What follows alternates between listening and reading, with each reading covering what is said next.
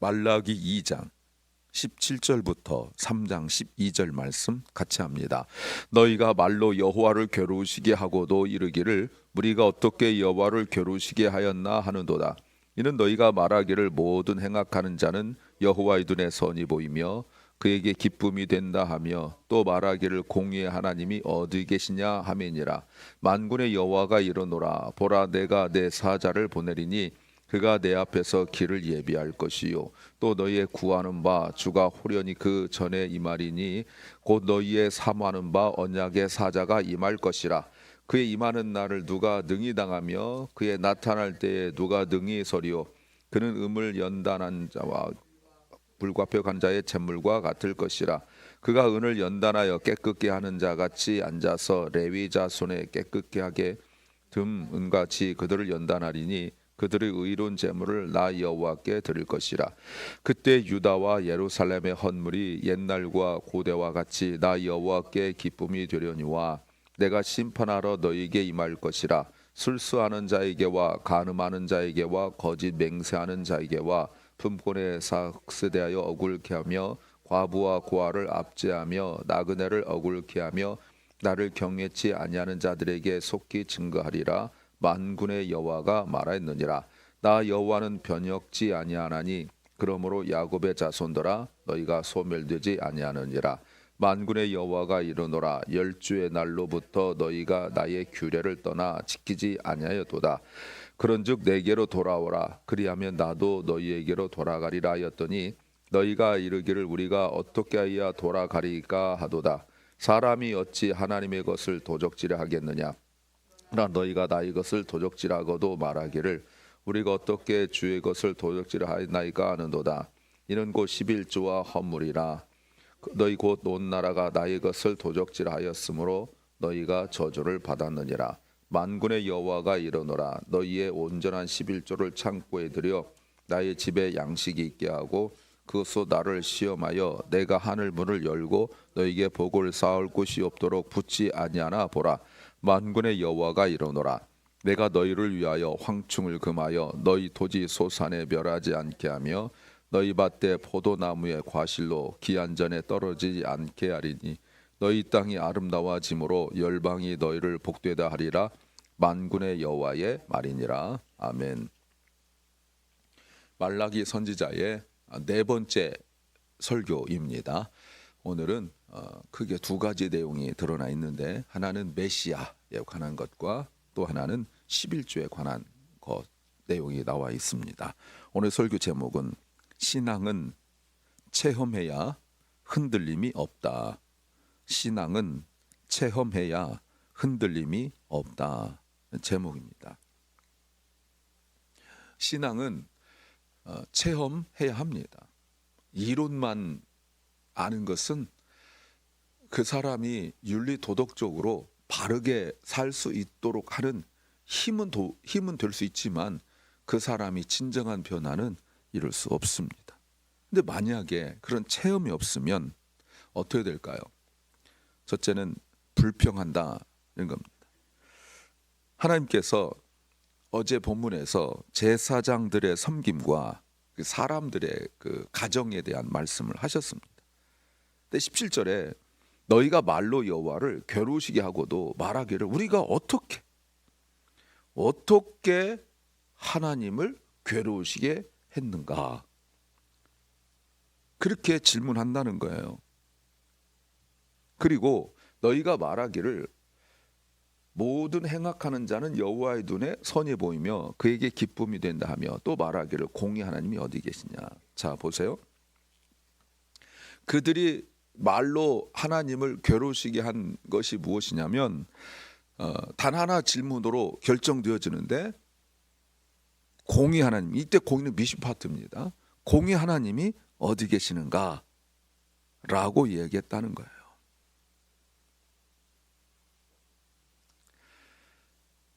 자, 근데 보세요. 그런데 하나님께서 너희가 나를 이런 식으로 말을 해서 나를 괴롭게 했다라고 말씀하시는데 그들은 말하기를 17절 어떻게라고 말합니다. 앞에서도 어떻게가 나왔었죠. 1장 2절에서도 어떻게 나왔었는데 어떻게 자, 무엇이기에 무슨 말하기에 하나님을 무시한다라고 말씀하십니까? 괴롭게 한다는 거 무시한다는 거거든요. 자, 그들이 말하고 있는 것은 두 가지예요. 하나는 행악하는 자들에 대해서 이야기합니다. 행악하는 자. 행악하는 자들은 나쁜 짓을 저지른다. 이렇게도 해석할 수 있지만 다른 걸로 말하면 율법 없이 산다는 뜻이에요. 하나님 믿지 않는다는 뜻입니다. 그들의 삶의 기준이 율법이 아니라는 거예요. 그들의 삶의 기준이 하나님이 아니라는 겁니다. 이게 행악하는 거거든요. 도덕 윤리를 말하는 거 아닙니다. 그런데 자기들이 볼 때 이들이 하나님 믿지도 않고 율법도 없고 그리고 예배를 드리지도 않는 사람들이 더 잘 되더라는 거예요. 잘 된다는 말이 어떤 의미입니까? 경제적인 거죠. 경제적인 거예요. 이 말의 의미가 뭐예요? 자기들이 갖고 싶은 거 다 갖고 자기들이 하고 싶은 거 다 하고 그런 거죠. 뭐 실제적으로 우리에게 적용해 본다면 물건 살 때 가격표 안 본다 이거 아닙니까? 뭐 음식점 가가지고 옆에 가격 안 보고 시킨다 이런 거 아닙니까? 나는 그거 가격표 몇 번 떠들어보고 시키려면 옆에 있는 그 음식 시킬 때도 옆에 있는 가격을 봐야 되고 뭐 계산해서 얼마나 하겠다 이런 생각하는데 그런 거 없이 하는 거예요. 근데 그럴 수 있다라고 생각이 안 들어지는 거예요. 왜요? 저 사람들은 행악하는 자들이거든요. 예배 안 드린 자들이고 하나님 없이 사는 자들이고 율법 없이 살아가는 자들이에요. 근데 그들은 그걸 다 누리더라는 거 아닙니까? 우리가 지난주 설교에서 욥기 25장 볼 때 24장에서 욥이 했던 말과 비슷합니다. 그러므로 하면서 무슨 말 합니까? 그러므로 불공평하다는 거예요. 불공평하다. 부당하다. 이 말이 곧 공의 하나님이 어디 계시는가? 여러분 이 말의 의미가 마음 아픈 말이에요. 맨날 하나님 미시파트 뭐 공의 하더니 정작 본인은 공의하지 않더라는 거예요. 그들이 말하는 공의는 뭡니까? 율법 없는 자는 망해야 되고 하는 일들마다 망해야 되고 우리는 율법이 있으니까 예배 드리니까 하는 일들마다 잘 되고 이 잘 된다는 말 역시 돈 문제죠. 또 다른 의미가 있어요. 어떤 의미냐면 하나님이 악한 자들은 내버려 두시고 그들은 그렇게 악을 행하고 율법대로 행하지 않는데 제사를 지내지도 않는데 하나님은 그들은 내버려 두시고 율법을 지키려고 애쓰고 하나님께 제사하고 예배하고 이렇게 하는 우리는 힘들게 한다는 거예요.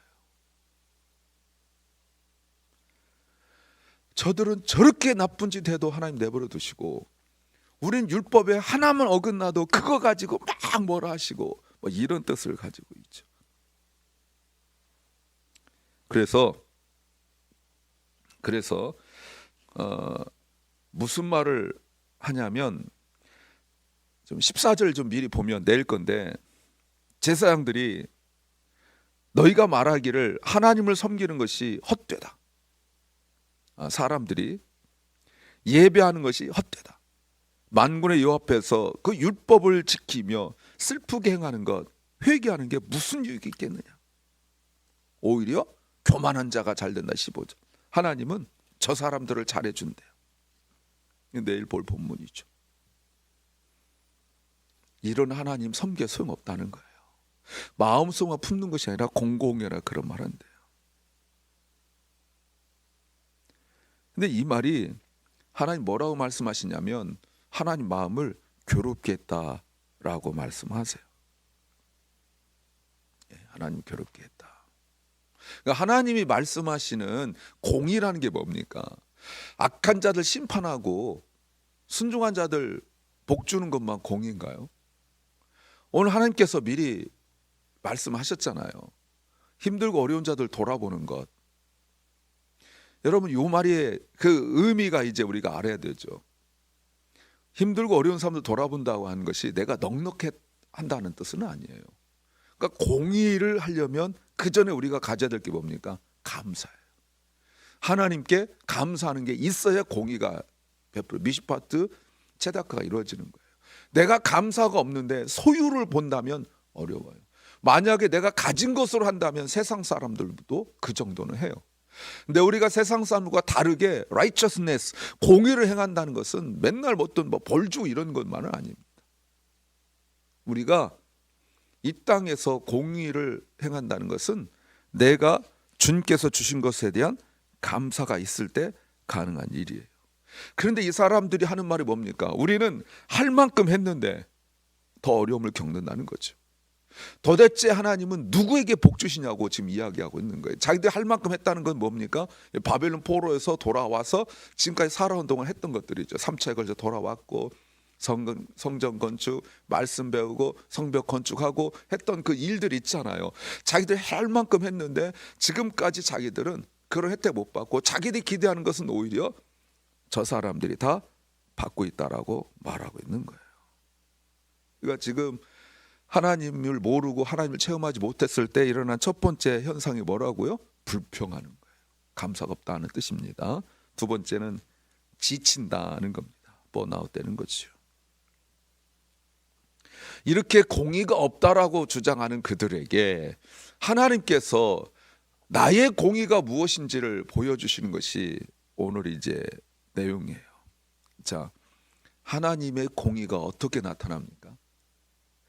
이스라엘 사람들이 생각하는 공의와 하나님이 말씀하시는 공의를 비교해 보세요. 하나님이 생각하시는, 하나님께서 말씀하시는 공의 3장 1절에 하나님의 사람을 보내는 겁니다. 이게 하나님의 공의예요. 저들에게는 안 보내요.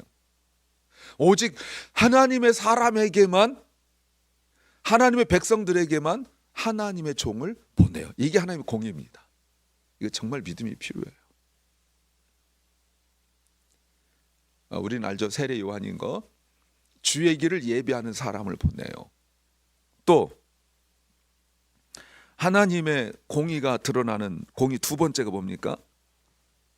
말씀을 우리에게 전해주시는 거예요. 말씀을 주시는 거예요. 어떤 말씀입니까? 돌아오라, 회개하라. 이 말씀을 우리에게 주셨죠. 신앙답게 살아라. 안 믿는 자들에게 주신 말씀이 아니에요. 회개라는 것은 안 믿는 자들에게 주신 말씀이 아니에요. 믿는 자들에게 주신 말씀이에요. 돌아서라 그런 거 아니겠습니까? 또 하나, 진짜 하나님의 공의가 나타나는 마지막 단계가 뭡니까? 메시아가 오는 거예요. 메시아가 오신다는 겁니다. 이게 하나님의 공의예요. 내가 생각하는 세상적 관점에서 하늘의 벌 천벌이 내리고 이런 것만 공의가 아니라, 공의는 이렇게 나타나요. 하나님의 종을 보내셔서 말씀하시고 그리고 메시아가 오시는 것, 이게 하나님께서 우리에게 가르쳐 주시는 공의예요. 그러니까 이스라엘 사람들이 생각하고 있는 공의와 너무 달라요. 달라도 너무 달라요. 자기들이 지금 예배하고 있는 특권을 모르는 거죠. 자기들이 율법을 가지고 있는 특권을 모르는 거죠. 그러면서 자기들은 미슈파트 체닥하지 아니하면서 하나님께서 맨날 그렇게 공의하더니 실제 공의를 베푸지 않는다라고 불평하고 있는 그들에게 하나님께서 공의를 말씀하시는 거예요. 내가 말하는 공의는 이거다라고 말씀하세요. 그러면 우리가 미리 좀 땡겨서 본다면 알고 있는 내용들이니까, 메시아가 온다는 말이 곧 심판 아닙니까? 메시아가 어디로 왔습니까? 믿는 자들이 하나님 백성에게 오셨죠. 그리고 그것은 믿는 자들이 하나님께서 기회를 주신 거죠. 안 믿는 자들은 심판받은 거 아닙니까? 말씀하신 에서와 야곱 이야기로 볼 수 있습니다. 그런데 어떻게 오십니까? 호련히, 그들이 생각하기도 하지도 못하게 호련히, 1절에 호련히, 주가 호련히 임할 것이다. 예상하지 못할 때. 그런데 어떻게 오시냐면 언약의 사자로 오신다고 말씀하십니다. 하나님 말씀을 이루신다는 거죠. 이게 공의예요. 그러니까 공의가 하나님의 아들 독생자께서 메시아로 이 땅에 오시는데 언약의 하나님으로 오셔서 말씀을 이루시는데, 그 말씀 이루신 것이 곧 십자가 아닙니까? 그게 하나님의 공의라고 말씀하세요. 그러면서 하시는 말씀이 이런 말씀하십니다. 호련히 임하는데 언약의 사자가 임한다고 말씀하세요. 오시면 어떤 일을 합니까? 2절이죠. 우리를 어떻게 합니까? 깨끗하게 하세요. 금물 연단하는 자의 불과 표백하는 자의 잿물과 같이 우리의 죄를 씻으세요. 우리의 영을 깨끗게 하세요. 그리고 3절에서 보시면 그가 연단하여 그를 연단에 깨끗게 하는 자같이 앉아서 레위 자손을 깨끗게 하되 금, 은같이 그들을 연단하리니 그들이 의로운 제물을 나 여호와께 드릴 것이야. 이제 회복이 되기 시작하죠. 예배 인도자들이 회복하죠. 그래서 4절 그때 유다와 예루살렘 헌물이 옛날과 고대와 같이 나 여호와께 기쁨이 된다. 그러니까 하나님께서 받으시는 예배를 드리기 시작하는 거예요. 하나님께서 받으시는 예배. 이게 변화예요. 로마서 12장 1, 2절 말씀처럼 물질만 드리는 것이 아니라 나의 전 생애를 드리는 산제사, 리빙 세크리파이스, 산제사를 드리게 되어져. 이게 이제 변화예요. 그러니까 공의의 모습이 이거예요. 그러니까 하나님 믿지 않는 자들이 이런 기회가 없어요. 근데 하나님 믿는 우리에게 하나님께서 메시아를 통하여 우리가 하나님 앞에 온전한 예배를 드릴 수 있도록 역사하세요. 그 심판의 대상이 누군지 보십시오. 5절에 보니까 7개의 죄가 나타나요. 내가 심판하는 자들을 누구냐? 술수하는 자, 간음하는 자, 거짓 맹세하는 자. 술수 점을 치는 겁니다. 맹세하는 자, 간음하는 자, 거짓 맹세하는 자, 그리고 품꾼의 싹에 대하여 억울하게 주지 않는 자들, 경외하지 않는 자들. 여러분 이게 뭐죠? 이게 미시파트잖아요. 이게 체닥하잖아요. 이렇게 내가 도와주려고 살려다 보면 보세요. 나 스스로도 잘 지켜야 되지만 다른 사람에 대하여 내가 행할 일도 있죠. 근데 사실 여러분 이 일이 세상 사람들과 큰 차이가 있나요? 없죠. 그러니까 이때 당시에 지금도 마찬가지지만 세상 사람과 별반 차이가 없이 살아가고 있는 거예요. 그런데 이렇게 살지 않을 수 있는 게 마음먹기에 달려있는 것이 아니라 결단하는 것이 아니라 세상의 윤리 도덕으로 이 정도는 세상에 산다 이것이 아니라 바로 그 앞에 예배가 회복됐잖아요. 예배가 회복되고 나니까 되어지는 거예요. 이렇게 되어지니까 어떤 일이 벌어지는 겁니까? 하나님께서 말씀하셨던 2장 10절 이하에 있었던 그 죄의 영향으로 여기까지 온 거 아닙니까?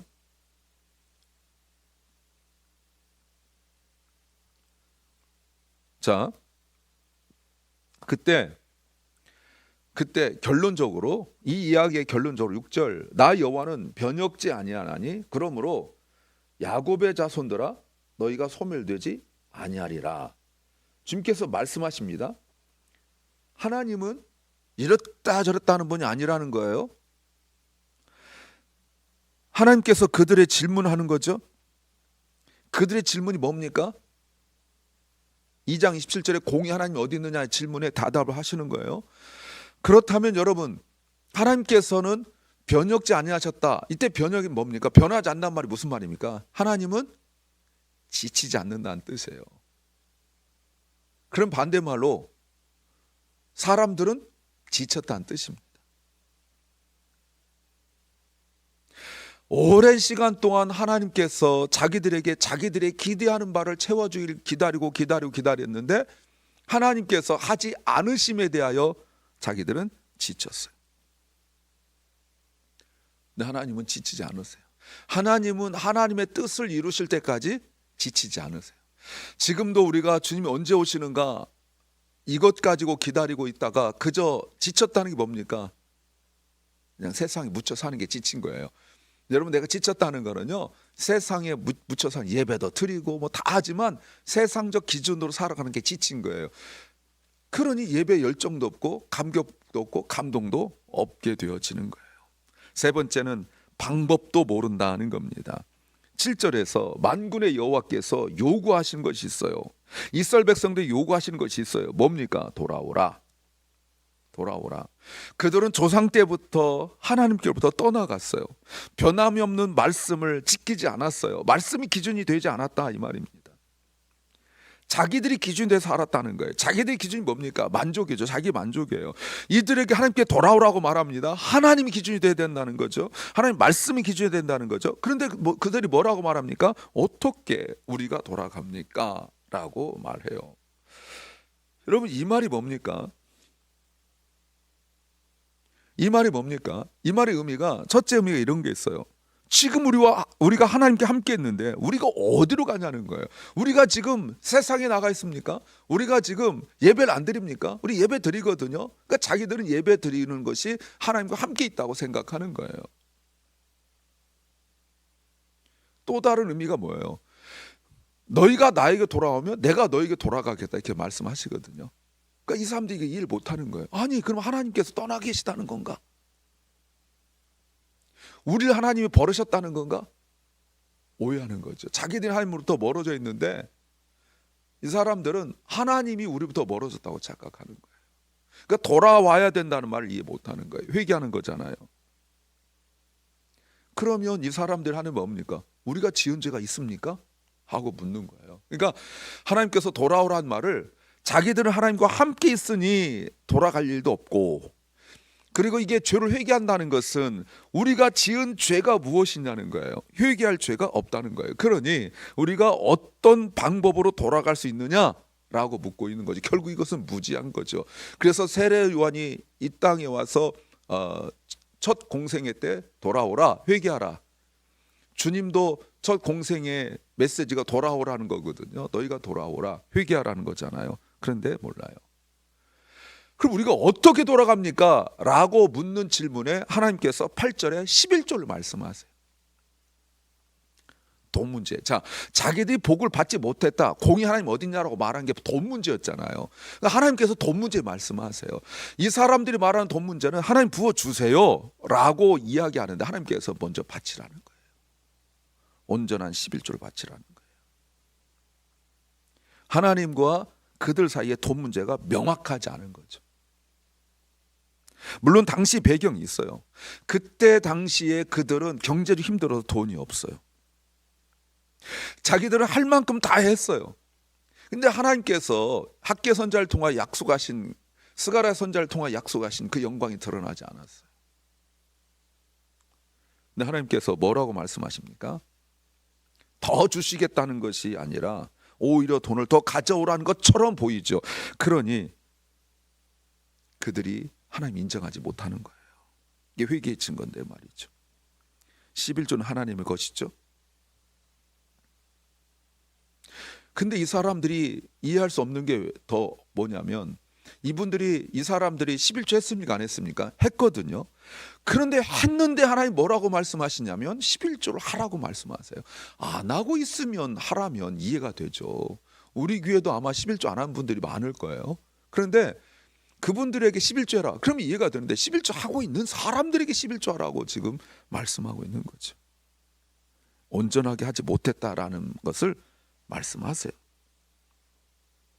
그러면서 하나님이 충격적으로 말씀하시는데 한두 명도 아니고 9절 온 나라가 하나님 것을 도적질했다라고 말합니다. 하나님께서 내가 얼마 버는지 모르실까요? 근데 이 문제가 뭡니까? 내가 내 힘으로 번다고 생각해서 하나님께 드리는 것이 의무로 하는 거예요. 하나님께서 나에게 다 주셨고 내가 그 중에 일부를 하나님께 드린다고, 이것이 기본 정신인데, 그렇지 않고 이 상황 속에 내가 죽도록 일해서 10의 1을 드려야 되는데 10의 1은 아무것도 안 하는 제사장이 간다고 생각하는 거죠. 근데 하나님께서 이런 약속하세요.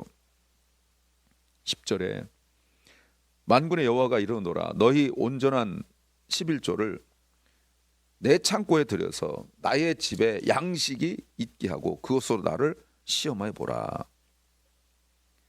하나님께서 말씀하십니다. 예? 그러면 내가 하늘 문을 열고 너에게 복을 쌓을 곳이 없도록 붙지 아니하나 보라. 내가, 여러분 여기서 하늘 문을 연다는 게 무슨 뜻이냐면 때에 맞춰서 늦은 비와 이른 비를 주시겠다는 거예요. 이스라엘에서는 굉장히 중요합니다. 또 하나는 하늘 문을 열겠다. 이것은 땅의 노력 이상이라고 말씀하시죠. 시험하여 보라는 건 뭡니까?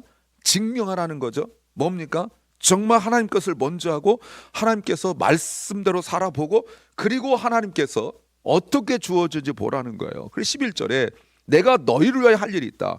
메뚜기를 막아주고 너희 소산을 멸하지 않게 하며 너희 밭에 포도나무 과실로 기한 자는 떨어지지 않게 하리니 12절 너희 땅이 아름다워짐으로 열방이 너희를 복되다.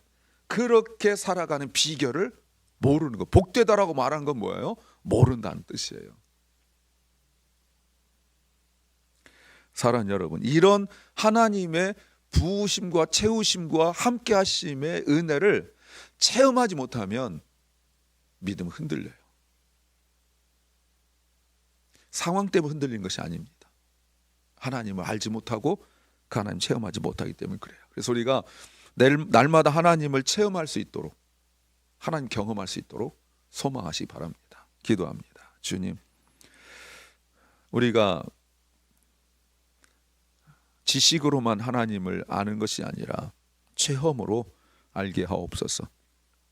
하나님 것을 먼저 구별하여 드리고 또 물질뿐만 아니라 나의 인생도 주님 것임을 고백하며 드리게 하옵소서. 사랑 결란과 우리 자녀들이 하나님을 더 경험하게 하시고 병중에 연약한 중에 있는 사랑하는 주의 백성들을 주님이 치유하셔서 오늘도 살아계신 그 주님을 알고 깨닫게 하시고 주님 낫게 하시면 더 주님을 섬기겠습니다. 기회 허락하여 주시옵소서. 오늘도 우리에게 말씀을 주셨는데 주님 이 말씀 정직하고 진실하고 읽고 듣고 깨닫고 순종하게 하옵소서. 오늘 하루를 우리에게 선물로 주신 주님, 또 누군가는 오늘을 맞이하지 못한 사람도 있을 터인데 이 하루 주셔서 감사합니다. 헛되이 보내지 않도록 하나님 뜻대로 살아갈 수 있도록 감사하며 기뻐하며 살게 하옵소서. 예수님 이름으로 기도하옵나이다. 아멘. 하늘에 계신 우리 아버지여, 이름이 거룩히 여김을 받으시오며 나라의 마옵시며 뜻이 하늘에서 이룬 것 같이 땅에서도 이루어지이다. 오늘날 우리에게 일용할 양식을 주옵시고 우리가 우리에게 죄 지은 자를 사하여 준 것 같이 우리 죄를 사하여 주옵시고 우리를 시험에 들게 하지 마옵시고 다만 악에서 구하옵소서. 대개 나라와 권세와 영광이 아버지께 영원히 싸움나이다. 아멘.